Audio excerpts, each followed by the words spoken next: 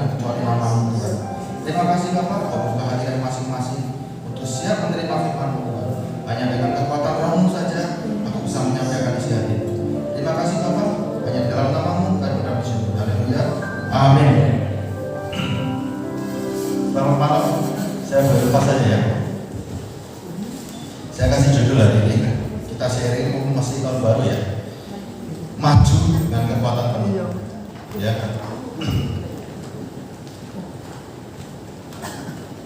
Banyak hari ini kan perbankan 2023 serem-serem gitu ya. Justru yang membuat krisis kalau saudara lihat, gereja lah yang membuat krisis hari ini. Kenapa? Semua gereja bilangnya krisis semua. Semua gereja bilang krisis. Anda tahu gereja banyak orang yang diberkati. Semua jadi ketakutan semua. Apa jadinya kalau seluruh gereja bilang krisis dan krisis benar? Karena apa? Yang dikorbankan tentang krisis. Hari ini judulnya saya ulang ya, maju dengan kekuatan penuh. Kalau kita maju dengan kekuatan penuh, kira-kira apa yang memberi kekuatan? Coba. Kalau kita perlu dengan tenaga, kita makan. Ya kan, supaya kita kuat. Kalau mobil diisi bensin yang super, kekuatan penuh, nggak sembarangan. Ya, kita belajar dalam firman. Ada dua kekuatan, ya, yang bisa memberikan janji. Dua kekuatan, satu kekuatan, pasti ada dua. Bayangan saudara masih berpikir ini, yang satu kekuatan iblis, yang satu kekuatan Tuhan. Kita belajar ya, pelan-pelan. Sebelum kita masuk lagi, siapa yang merasa dirinya punya Roh Kudus? Coba. Semua ya. Ini tak keliling semua, ya. Kita nanti lihat gambaran Roh Kudus seperti apa, tapi sebelumnya kita belajar kekuatan apa yang kira-kira kita perlukan hari ini. Ada dua kekuatan apa yang di dunia ini sampai mempengaruhi seluruh kehidupan. Yuk kita tanya, kenapa Yesus itu harus lahir di Israel? Coba, kenapa Tuhan yang kita sembah harus lahir di Israel? Kok nggak di Amerika? Kok nggak di Indonesia? Kok nggak di Singapura? Kenapa dia pilih lahir di Israel? Ada apa dengan orang Israel? Kira-kira apa? Seluruh agama pusatnya adalah Timur Tengah. Kenapa Yesus itu kok milih di Israel? Ada apa di Israel? Barusan kita tahu. Yesus lahir menebus dosa manusia. Dosanya bagaimana sih? Ada apa di Israel? Ada hukum Taurat. Hukum Taurat itu baik banget. Saya nggak mengatakan hukum Taurat baik. Hukum Taurat sangat baik, sangat baik. Makanya kita coba baca ya pelan-pelan ya. Ulangan 6 ayat 1 sampai ayat 4. Kita hari ini baca ayat banyak Bapak ya, karena kita arisannya bersama Tuhan kan ya. Ulangan 6 ayat 1 sampai 4. Inilah perintah, yakni ketetapan dan peraturan yang aku ajarkan kepadamu atas perintah Tuhan Allahmu, untuk dilakukan di negeri kemana kamu pergi untuk mendudukinya, supaya seumur hidupmu engkau dan anak cucumu takut akan Tuhan Allahmu, dan berpegang pada segala ketetapan dan perintahnya yang kusampaikan kepadamu, dan supaya lanjut umurmu. Maka dengarlah, hai orang Israel, lakukanlah itu dengan setia, supaya baik keadaanmu, dan supaya kamu menjadi sangat banyak, seperti yang dijanjikan Tuhan Allah nenek moyangmu padamu di suatu negeri yang berlimpah-limpah susu dan madunya. Dengarlah, hai orang Israel, Tuhan itu Allah kita, Tuhan itu Esa. Kalau saya putus di sini, janji ini buat saudara mau nggak? Mau? Janji dengan yang bagusnya mau nggak? Hah? Masih kurang jelas janjinya ya. Kita rasuin 5 sampai 12. Ayat 5 sampai 12. Kasihilah Tuhan Allahmu dengan segenap hatimu, dan dengan segenap jiwamu, dan dengan segenap kekuatanmu. Ayat 5 ini Kasihlah Tuhan Allahmu dengan segenap hatimu dan dengan segenap jiwamu dan dengan segenap kekuatanmu. Itu masih kurang lengkap ya, masih hanya kepada Tuhan ya. Tuhan membawa janji yang baru, diperlengkapi dengan janji yang baru. Ayat apa? Apa yang kuperintahkan kepadamu pada hari ini haruslah engkau perhatikan.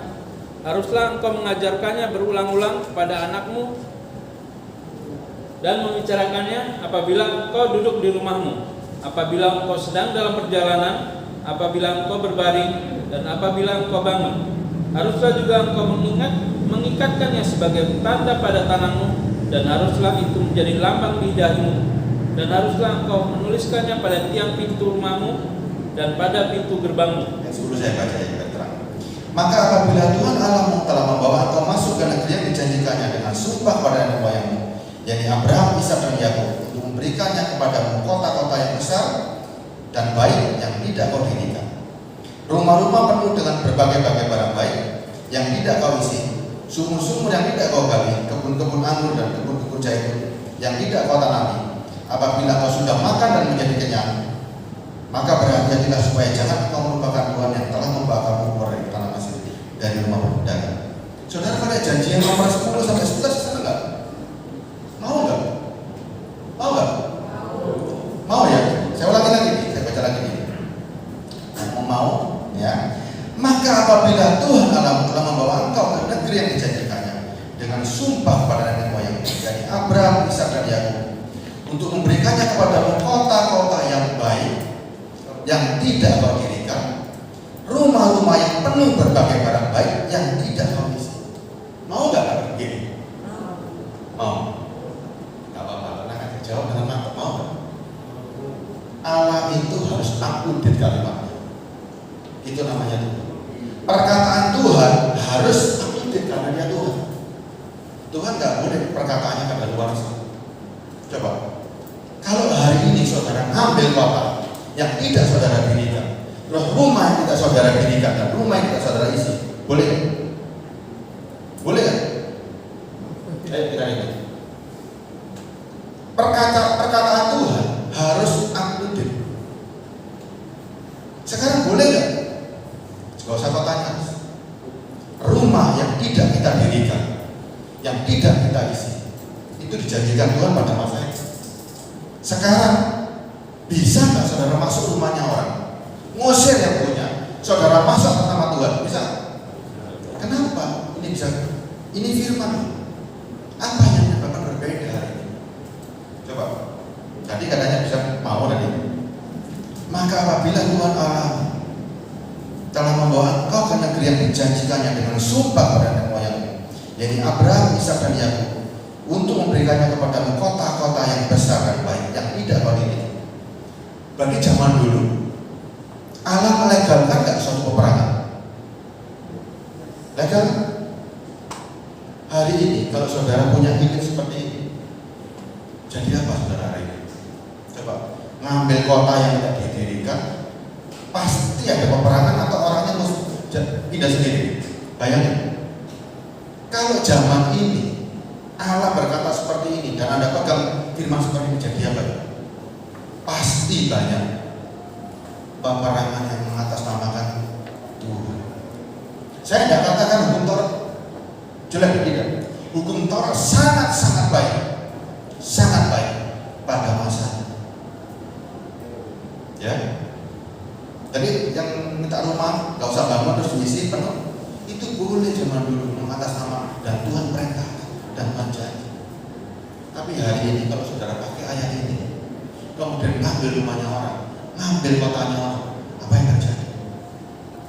Makanya Yesus itu kasih tambahan, kasih penyempurnaan. Apa di bagian baru? Kasihlah Tuhan Allahmu dengan segenap akal budimu dan segenap kekuatanmu. Ditambah sama Yesus apa? Kasihlah sesama manusia seperti dirimu sendiri. Ya, ada suatu pembaharuan. Janji seperti sebuah kekuatan. Janji itu bagaikan kekuatan. Kalau saudara salah nangkep kekuatan itu, ada luar sana. Kenapa? Kekuatan itu tidak bisa ngejar hari ini. Tapi Tuhan nggak seperti itu. Ya, Tuhan berikan suatu Nih, Yohanes 14 ayat 20. Sama-sama perintah. Dulu Tuhan yang mengatakan langsung dalam Musa. Hari ini juga ada perintah yang sama. Yohanes 14, 20, 21 sampai 24 ya. Yohanes 14 ayat 20 sampai 24. Tadi 22-nya saya baca. Pada waktu itulah kamu akan tahu bahwa aku di dalam Bapa-Ku dan kamu di dalam aku dan aku di dalam kamu. Barang siapa memegang perintahku dan melakukannya, dialah yang mengasihi aku. Dan barang siapa mengasihi aku, ia akan dikasihi oleh Bapa-Ku dan aku pun akan mengasihi dia dan akan menyatakan diriku kepadanya. Yudas yang Muhammad Iskariot berkata kepadanya, Tuhan, apa sebabnya maka engkau hendak menyatakan dirimu kepada kami dan bukan kepada dunia? Jawab Yesus, jika seorang mengasihi aku, ia akan menuruti firman-Ku dan Bapa-Ku akan mengasihi dia dan kami akan datang kepadanya dan diam bersama-sama dengan dia. Barang siapa tidak mengasihi aku, ia tidak menuruti firman-Ku dan firman yang kamu dengar itu bukanlah daripadaku, melainkan dari Bapa yang mengutus aku. Yesus ini ngomong seperti ulang-ulang begini. Ya. Pada waktu itulah kamu akan tahu bahwa aku di dalam Bapa-Ku dan kamu di dalam aku dan aku di dalam kamu. Ya kan? Barang siapa memegang perintah dan melakukannya, dialah yang mengasihi aku. Saudara selama ini mungkin berpikir bahwa perintah Yesus dengan hukum Taurat sama kan? Iya kan? Pernah berpikir kan? Yesus dengan hukum Taurat sama? Enggak, saudara. Yesus itu menggenapi hukum Taurat. Apa arti menggenapi sekarang? Yesus itu mati karena hukum Taurat. Yesus mati disalib karena dia, menurut saudara, Yesus diterima nggak di Israel? Yesus nggak diterima. Yesus itu mati karena hukum Taurat. Kenapa dia mati? Karena dia melanggar hari Sabat 7 kali. Yesus itu melanggar hari Sabat. Menurut catatan yang bisa saya ambil dari kitab suci, ada 7 kali Sabat dia langgar. Menurut dosa itu, kalau orang melanggar dengan sengaja, tidak ada obat. Dan pelanggaran Yesus yang paling menista Tuhan adalah ketika dia mengaku sebagai Tuhan. Ingat, Yesus ditolak oleh hukum Taurat. Kalau saudara pakai hukum yang lama, saudara tidak ketemu Yesus. Karena Yesus menurut hukum Taurat, dia tidak bisa menjadi imam. Percaya? Ibrani 7. Kita baca dulu. Ibrani 7 ayat 11 ya. Ibrani 7 ayat 11. Karena itu andai kata oleh imamat Lewi telah tercapai kesempurnaan, sebab karena imamat itu umat Israel telah menerima Taurat, apakah sebabnya masih perlu seorang lain ditetapkan menjadi imam besar menurut peraturan Melkisedek, dan yang tentang dia tidak dikatakan menurut peraturan Harun? 12. Sebab jikalau imamat berubah, dengan sendirinya akan berubah pula hukum Taurat itu. 13. Sebab ia yang dimaksudkan di sini termasuk suku lain. Dari suku ini tidak ada seorang pun yang pernah melayani di mezbah. 14. Sebab telah diketahui semua orang bahwa Tuhan kita berasal dari suku Yehuda, dan mengenai suku itu Musa tidak pernah mengatakan suatu apapun tentang imam-imam. 15. Dan hal itu jauh lebih nyata lagi jikalau ditetapkan seorang imam lain menurut cara Melkisedek. Yesus itu nggak bisa masuk dalam hukum Taurat. Yesus hanya bisa masuk menurut peraturannya Melkisedek. Saya nggak bahas peraturan Melkisedek dan tidak cukup waktunya. Tapi Taurat tidak bisa menerima Yesus. Ya, sehingga hari ini yang dikatakan menggenapi, makanya Yesus Matius 5 ayat 17, aku datang bukan untuk menegakkan tapi menyempurnakan dan menggenapi. Gimana cara menggenapinya? Yesus harus jadi korban dalam hukum Taurat itu. Tapi yang Yesus hebatnya, saudara, semua orang kalau dihukum kalau hukum Taurat mati kan? Hukuman di hukum Taurat pasti kalau orang itu kena hukumnya hukum Taurat pasti mati. Yang membedakan cuma satu. Yesus dihukum oleh hukum Taurat, disalib, bahkan menjadi orang yang paling tertutup di antara orang-orang di dalam perjanjian lama, mati disalib bareng penjahat. Tapi apa yang membedakan Yesus? Yesus bisa bangkit kembali, sehingga hukum Taurat yang yang dikatakan ada maut di sana dikalahkan oleh Yesus.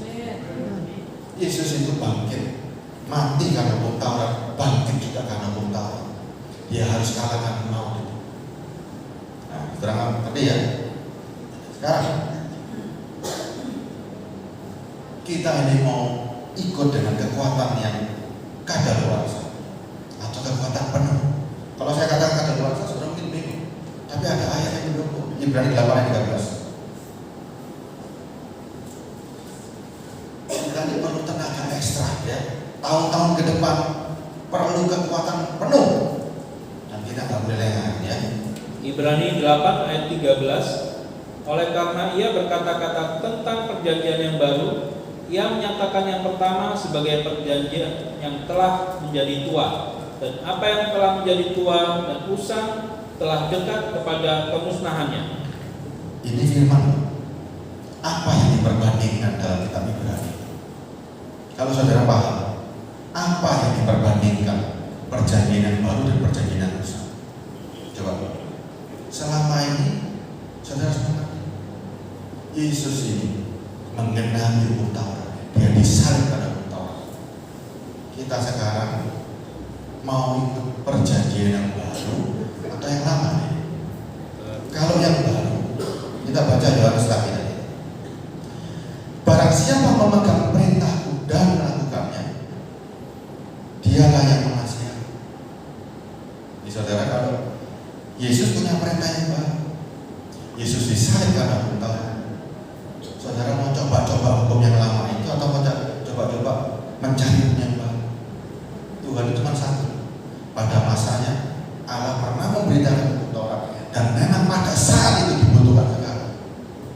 Kita hari ini, saudara yang terima Roh Kudus, karena melakukan Taurat atau karena percaya pada Yesus? Hah? Percaya pada Yesus. Saudara terima Roh Kudus hari ini bukan karena Taurat. Kenapa saya menggebu-gebu dengan flashback dulu? Karena ini kekuatan kita. Ini masih intro, saudara ya. Ayat 21 ya, ayat 22. Kenapa Yudas bilang begini? Tuhan, apa sebabnya Engkau tidak menyatakan dirimu kepada kami dan bukan pada dunia? Siapa dunia pada hari ini? Siapa dunia pada hari waktu Yudas berdiri? Dunia pada hari itu adalah orang Israel dengan segala hukum.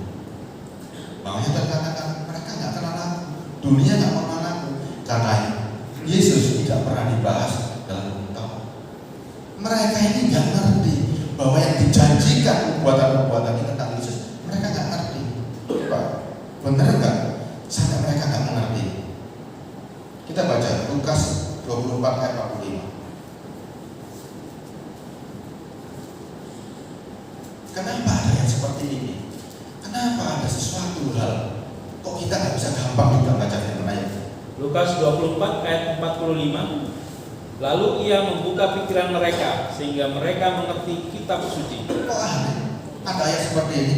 Lalu ia membuka pikiran mereka sehingga mereka mengerti kitab suci. Loh, kalau seandainya nggak dibuka, gimana nih? Coba. Kalau seandainya pikiran kita nggak dibuka, bagaimana nih? Ayat 44 kita baca. Ayat 44, ia berkata kepada mereka, inilah perkataanku yang telah kukatakan kepadamu ketika aku masih bersama-sama dengan kamu, yakni bahwa harus digenapi semua yang tertulis tentang aku dalam kitab Taurat Musa dan kitab Nabi-Nabi dan kitab Mazmur. Oh begitu. Jadi Tuhan itu memerlukan di perjanjian lama apa isinya? Inilah perkataan yang telah kukatakan kepadamu ketika aku masih bersama-sama dengan kamu, yakni bahwa harus digenapi semua yang ada tertulis tentang aku dalam kitab Taurat Musa dan kitab Nabi-Nabi dan kitab Mazmur. Kalau kita baca dulu, saudara akan melihat begitu banyak perbuatan tentang Yesus. Bahkan Yesus waktu melakukan mujizat itu ternyata nggak main-main. Mujizatnya Yesus itu tercatat semua dalam firman. Jadi ketika Yesus menyembuhkan orang buta, Yesus menyembuhkan orang timpang, Yesus menyembuhkan orang tuli, itu nggak sembarangan. Semua tertulis dalam firman. Makanya Yesus ngomong, kalau engkau nggak percaya sama aku, percayalah pada pekerjaan yang aku lakukan. Ayatnya di mana? Kita baca lagi. Gak apa-apa ya, itu banyak yang kitabnya Ibrani ya. apa-apa ya,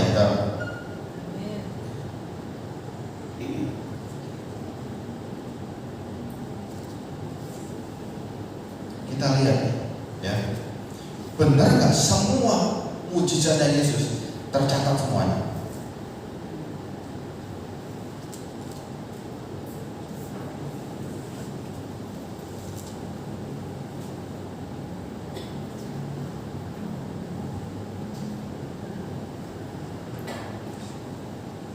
Supaya kita paham benar-benar, kalau enggak sasar.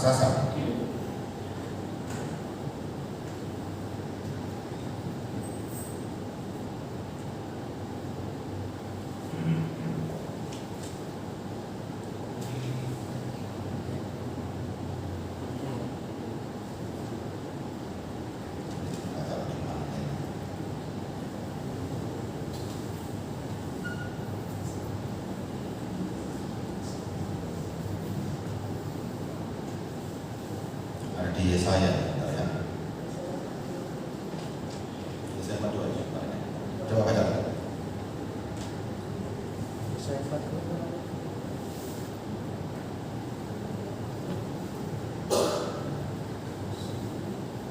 Yesaya 42 ayat 9. Nubuat-nubuat yang dahulu sekarang sudah menjadi kenyataan. Bukan, ini Yesaya 35 dulu.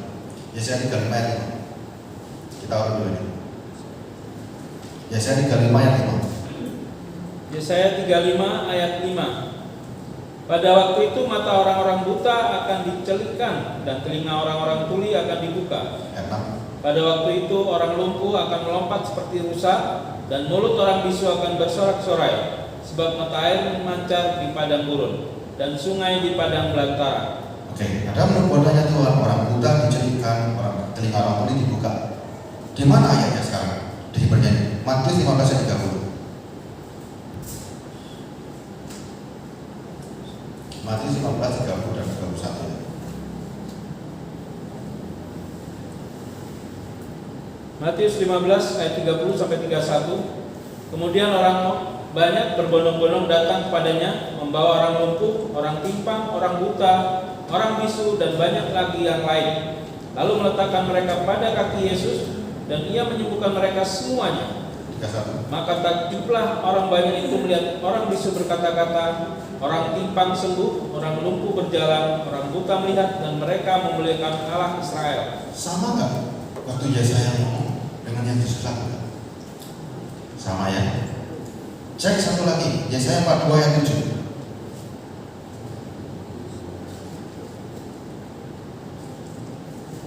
Yesaya 42 ayat 7. Yesaya 42 ayat 7. Untuk membuka mata yang buta, untuk mengeluarkan orang hukuman dari tempat tahanan, dan mengeluarkan orang-orang yang duduk dalam gelap dari rumah penjara.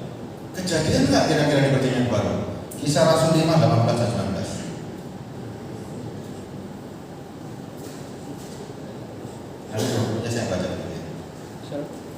Kisah Rasul 5 18 19 dan 20. Kisah para Rasul 5 ayat 18 sampai 20. Mereka menangkap rasul-rasul itu, lalu memasukkan mereka ke dalam penjara kota. Tapi waktu malam seorang malaikat Tuhan membuka pintu-pintu penjara itu dan membawa mereka keluar. Katanya, pergilah, berdiri di bait Allah dan beritakan seluruh firman hidup kepada orang banyak. Terbukti nggak? Semua mujizat yang Yesus lakukan itu digenapi. Bahkan waktu rasul-rasulnya dalam penjara pun mujizatnya dinubuatkan. Itu baru namanya firman Allah yang hidup. Ya, sekarang kita kembali. Kita maju dengan kekuatan penuh. Terus apa yang dibutuhkan kira-kira hari ini? Kalau semua janji yang lama, kalau kita mengikuti hukum itu, ada yang bertentangan. Coba, ketika kita mau mulai masuk rumahnya orang, dilegalkan rumah Tuhan, itu gak relevan lagi. Bagaimana caranya sekarang? Tuhan tahu, saudara untuk beralih pada hukum yang baru itu susah. Kenapa susah? Matius 5 ini susah banget. Terus kalau hukum Taurat jangan membunuh, kalau dilakukan boleh membunuh. Bukan seperti itu. Ya, bukan seperti itu. Yesus lebih sempurna lagi. Matius 5 ayat 17. Matius 5 ayat 17. Janganlah kamu menyangka bahwa aku datang untuk meniadakan hukum Taurat atau kitab para nabi. Aku datang bukan untuk meniadakannya, melainkan untuk menggenapinya. 18. Karena aku berkata kepadamu, sesungguhnya selama belum lenyap langit dan bumi ini, satu iota atau satu titik pun tidak akan ditiadakan dari hukum Taurat sebelum semuanya terjadi. Hukum Taurat tidak akan berubah selama langit dan bumi masih ada, tidak akan berubah sebelum semuanya terjadi. Ada kejadian apa kira-kira? Ada kejadian apa sampai bisa merubah hukum Taurat? Langit dan bumi lenyap.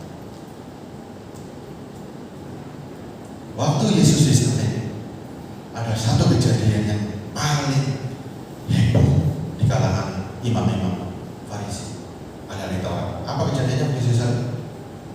Tabir bait suci terbuka dari atas ke bawah. Artinya batas langit dengan bumi sudah tidak ada batas. Dulu orang baru bisa ketemu Tuhan kalau dia melakukan semua hukum Taurat. Tapi dengan Yesus cukup percaya kepada Yesus. Itulah yang namanya kebenaran. Ya. Terus ayat 19-nya ini. Karena itu siapa yang meniadakan salah satu perintah hukum Taurat, sekalipun yang paling kecil, dan mengajarkannya demikian kepada orang lain, ia akan menduduki tempat yang paling rendah di dalam kerajaan sorga. Tetapi siapa yang melakukan dan mengajarkan segala perintah-perintah hukum Taurat, ia akan menduduki tempat yang tinggi di dalam kerajaan sorga. Ayat 20, ini kuncinya Yesus. Ya. Maka aku berkata kepadamu, jika hidup keagamaanmu tidak lebih benar daripada hidup keagamaan ahli-ahli Taurat dan orang-orang Farisi, sesungguhnya kamu tidak akan masuk ke dalam kerajaan sorga. Kita nggak mungkin bisa hidup lebih hebat daripada ahli Farisi orang ini, ahli Taurat. Bisa nggak? Nggak mungkin. Hukum Taurat bilang apa? Mata ganti mata, gigi ganti gigi. Tapi hukum Kristus membenci saja sudah membunuh. Orang cepat berzina, hukum Kristus melihat saja sudah berzina. Ternyata Yesus membawa suatu perbedaan yang baru. Hukum Taurat itu seperti kurungan.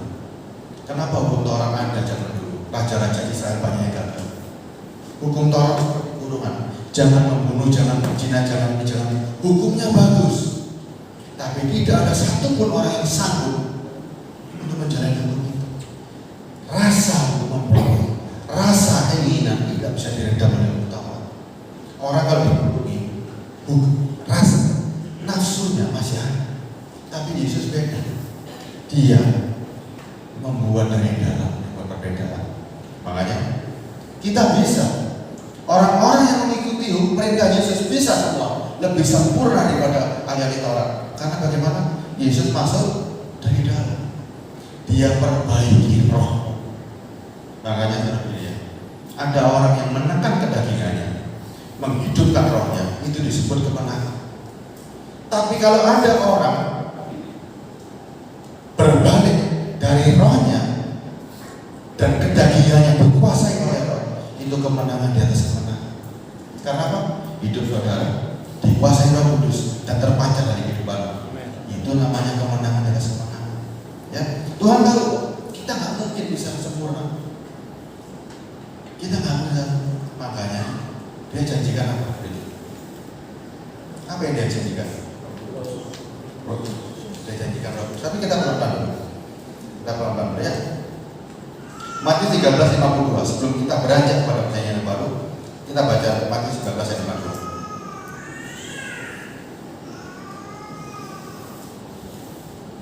Matius 13 ayat 52. Maka berkatalah Yesus kepada mereka, karena itu setiap ahli Taurat yang menerima pelajaran dari hal kerajaan surga itu seumpama tuan rumah yang mengeluarkan harta yang baru dan yang lama dari perbendaharanya. Saudara sekarang seperti ini tadi. Kita ini dulu ahli Taurat. Kita senang baca itu semua. Tapi hari ini ketika kita menerima Yesus Kristus, kita hidup harta yang baru. Yang lama kita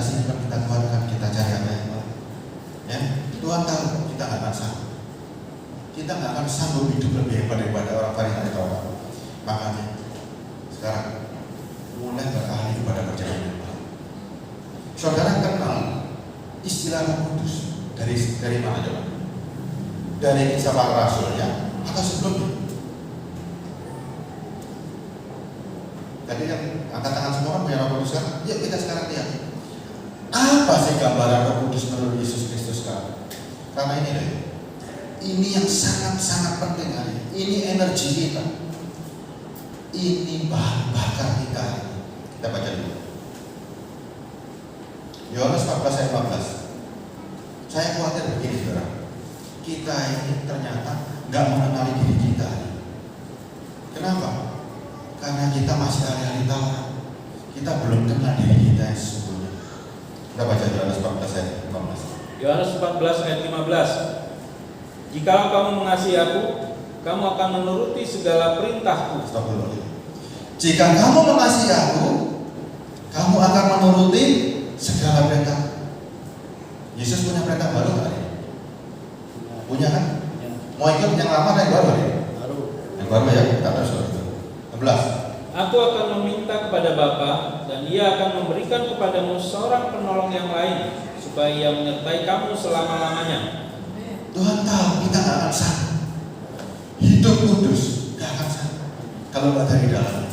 Kita dikatakan percuma, orang cari akal, tapi Yesus membawa perubahan yang baru. Apa perubahannya?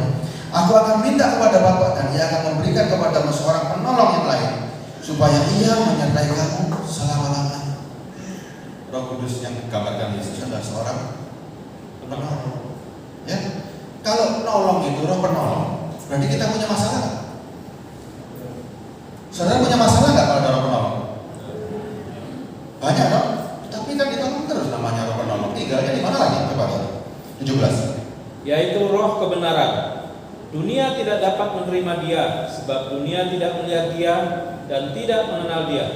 Tetapi kamu mengenal Dia, sebab Ia menyertai kamu dan akan diam di dalam kamu. Yaitu roh kebenaran. Dunia tidak dapat menerima Dia. Dunia yang mana? Dunia hukum Taurat tidak mengenal yang namanya Roh Kudus. Yesus saja tidak kenal, apalagi Roh Kudus. Sebab dunia tidak melihat Dia dan tidak mengenal Dia. Tetapi kamu mengenal Dia. Kita mengenal Roh Kudus dari siapa? Dari percaya kepada omongannya Yesus. Ya, saudara percaya Roh Kudus dari siapa? Omongannya Yesus ya. Yesus sebagai apa dalam diri saudara? Dia sebagai Tuhan yang kita yakini kan? Ya. Sebab Ia menyertai kamu dan akan diam di dalam kamu. Saya bayangkan. Zaman Taurat dulu Tuhannya di luar, harus disembah. Kita nggak bergaul dengan Yesus. Yesus cuma pelayanan 3,5 tahun. Yesus ada di surga hari ini. Tapi bagaimana kita mengenal kalimatnya Yesus? Bagaimana kita mengenal kehendaknya Yesus? Kita nggak hidup zaman Yesus. Caranya bagaimana? Dia janjikan seorang penolong, roh kebenaran. Roh kebenaran tinggalnya nggak jauh. Di mana tinggalnya? Diam di dalam kita. Saudara bayangin, saudara menyembah Tuhan. Sekarang Tuhan jadi manusia dan Dia masuk dalam diri. Kalau Tuhan masuk dalam diri, kekuatan apa yang ada dalam diri? Masih takut dengan dunia? Ini masih penggambaran Roh Kudus seorang penolong. Penolong itu masuk dalam diri. Masih kurang dong? Saudara masih kurang. Kalau penolong Pak Bedak masih ada masalah. Yohanes 14:21. Jadi yang tadi ya. Yohanes 14:26. Yohanes 14 ayat 26. Tetapi penghibur, yaitu Roh Kudus, yang akan diutus oleh Bapa dalam namaku, Dialah yang akan mengajarkan segala sesuatu kepadamu dan akan mengingatkan kamu akan semua yang telah kukatakan kepadamu. Tetapi penghibur, yaitu Roh Kudus, yang akan diutus Bapa dalam namaku, dalam nama Yesus ya. Makanya Roh Kudus hanya bisa diperoleh di dalam nama Yesus. Hukum Taurat tidak kenal namanya Roh Kudus. Dialah yang akan mengajarkan segala sesuatu kepadamu dan akan mengingatkan kamu akan semua yang kukatakan kepadamu. Ini janji abdul saudara. Roh Kudus adalah roh penolong. Tambah lagi apa? Roh penghibur. Saudara ada masalah, ada yang menolong. Saudara sendiri ada yang hibur. Orang Kristen, kalau dia punya Roh Kudus hari ini, bisa Bisa nggak sedih? Bisa nggak putus asa? Coba. Kalau saudara benar punya Roh Kudus, bisa sedih? Nggak bisa. Karena waktu ada masalah, ada yang nolong. Waktu ada kesedihan, ada yang hibur. Nah, jangan-jangan ketinggalan zaman. Roh Kudus yang ditawarkan bukan Roh Kudus yang seperti ini. Roh Kudus yang cuma bisa ditransfer. Didoakan tepuk tangan sebelah.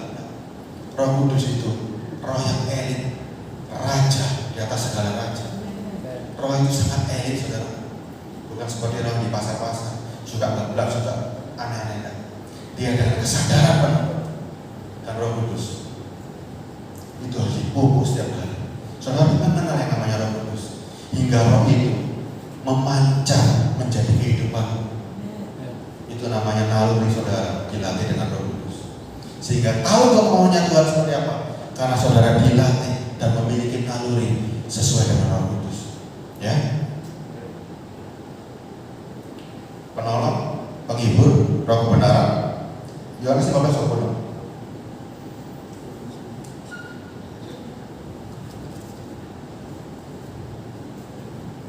Yohanes 15 ayat 26. Jikalau penghibur yang akan kuutus dari Bapa datang, yaitu roh kebenaran yang keluar dari Bapa, ia akan bersaksi tentang aku. Tetapi kamu juga harus bersaksi, karena kamu dari semula bersama-sama dengan aku. Tanda orang memiliki Roh Kudus. Roh Kudus itu senang menyaksikan Kristus. Kalau Roh Kudus sudah masuk dalam diri saudara, saudara nggak bisa khotbah. Tapi Roh Kudus merubah hidup saudara seperti Kristus kan. Tampilan yang saudara lakukan, gaya saudara, demonstrasinya itu demonstrasi tentang Kristus. Kalau orang punya Roh Kudus tapi tidak bisa menampilkan Yesus dalam hidupnya dia, jangan-jangan bukan Roh Kudus ini yang dimaksud. Bisa nggak Roh Kudus itu palsu? Bisa. Ada ayatnya, iblis menyamar sebagai malaikat terang. Itu di 2 Korintus 11 ayat berapa? Coba kita baca. Nanti aja. Ya. Nanti aja. Sekarang kita topiknya Roh Kudus yang asli dulu. Kalau saudara nggak bisa menampilkan Kristus dalam hidup, nggak bisa memperkatakan Kristus, cek. Jangan-jangan ini iblis yang menyamar. Sekarang kita lihat. Kalau ada firman iblis menyamar sebagai malaikat terang, sudah ada yang menangi kan? Saudara ke gereja-gereja, kemana-mana, sudah konangan nggak iblis yang nyaman? Jangan-jangan kita nggak ngerti. Coba, sudah ada yang ketangkap nggak iblis yang nyaman? Ayo, kita yakin nggak kalau Roh Kudus bekerja? Iblis kerja nggak hari ini? Iblis itu kerjanya apa dulu? Dia memutarbalikkan firman supaya hawa terpleset. Kira-kira habis nganggur nggak hari ini? Iblis nggak nganggur hari ini, dia tahu waktunya sudah dekat. Ingat dong, Yesus tidak pernah membunuh iblis sejak zaman sekarang. Karena apa? Dia terikat dengan janji bahwa iblis di bumi ini dilempar ke bumi nunggu penghakiman. Yesus nggak pernah mematikan iblis, dia cuma bisa ngusir hari ini. Ingat dong, iblis itu bekerja luar biasa. Kalau dulu dia kerja di surga, hari ini kerja di mana kira-kira?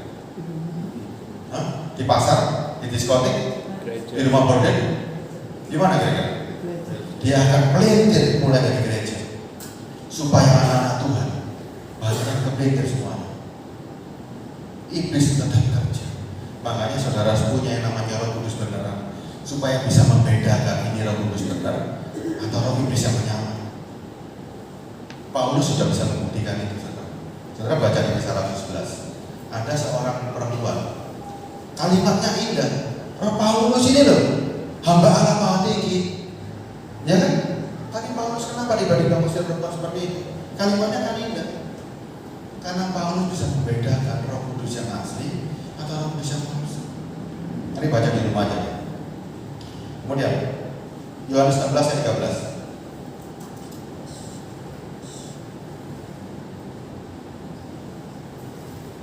Yohanes 16 ayat 13. Tetapi apabila ia datang, yaitu roh kebenaran, ia akan memimpin kamu ke dalam seluruh kebenaran. Sebab ia tidak akan berkata-kata dari dirinya sendiri, tetapi segala sesuatu yang didengarnya, itulah yang akan dikatakannya, dan ia akan memberitakan kepadamu hal-hal yang akan datang.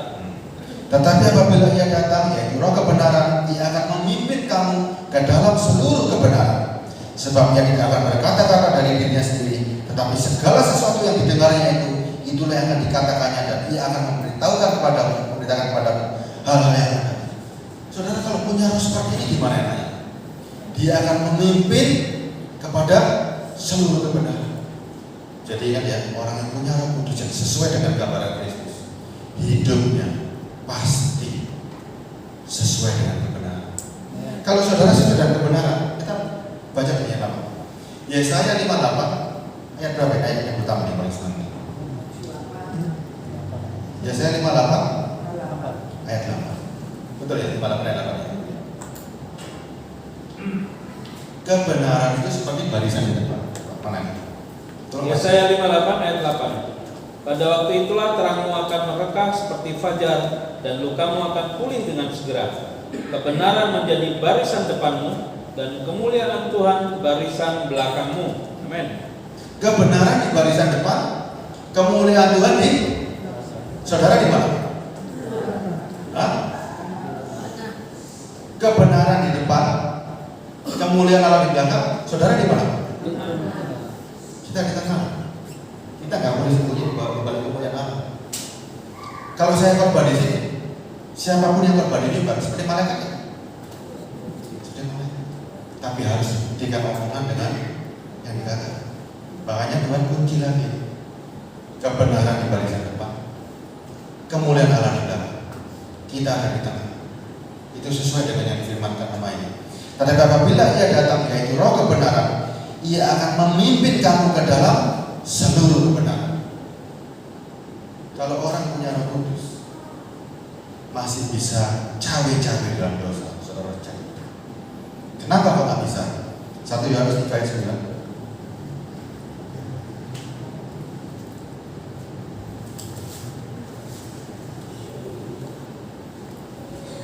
1 Yohanes 3 ayat 9. Setiap orang yang lahir dari Allah tidak berbuat dosa lagi, sebab benih ilahi tetap ada di dalam dia, dan ia tidak dapat berbuat dosa karena ia lahir dari Allah. Orang yang punya Roh Kudus bisa berbuat dosa? Tidak. Karena benih itu benih ilahi. Dia akan merubah kita dari dalam. Kekuatan ini yang saudara butuhkan hari ini. Penolong, penghibur, ya, menjadi kesaksian hidup dan memimpin pada suatu kebenaran, dan dia akan memberitakan yang akan datang. Kalau saudara punya roh seperti ini, masih perlu tambahan lagi kan? Dengan penggambaran Roh Kudus seperti ini, masih perlu lagi kan? Coba, perlu lagi kan? Kalau saya merasa cukup dengan penggambaran roh yang seperti ini kehebatannya, Tuhan diam dalam hidup. Siapa yang harus dilawan Tuhan? Coba perhatikan. Kita dulu nyembah kekuatan yang luar biasa, tapi dia masih di luar. Dia sekarang masuk di dalam. Saudara masih cari yang di luar. Coba bayangin. Berarti saudara nggak mengenali diri saudara sendiri ya? Saudara terombang-ambing dengan berita. Kalau hari ini saudara mantap dengan Tuhan, Tuhan itu dalam diri. Siapa lawan Tuhan? Coba, lawan saudara siapa?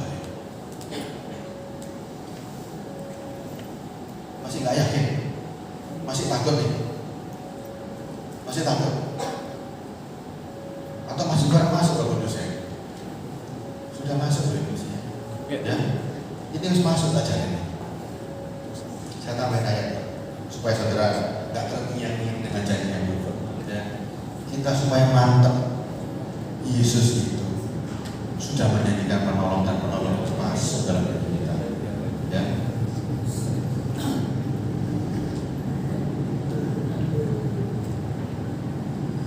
Dua Korintus 3 ayat 14 sampai 17.